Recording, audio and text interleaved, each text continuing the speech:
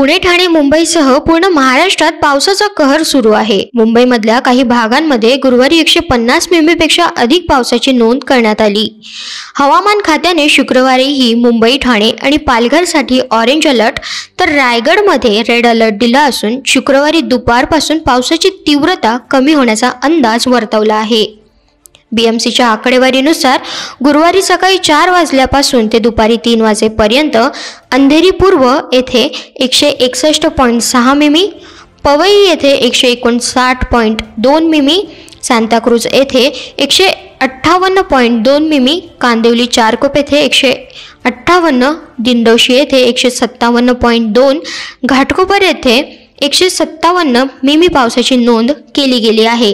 याशिवाय इतर भागांमध्ये 100 ते 140 मिमी पावसाची नोंद केली गेली आहे। हवामान खात्यानुसार दक्षिण गुजरातपासून केरळ किनारपट्टीपर्यंत ऑफशोर ट्रफ बनला होता। त्याशिवाय अरब समुद्रातून येणारे पश्चिमी वारेही प्रबळ झाले होते।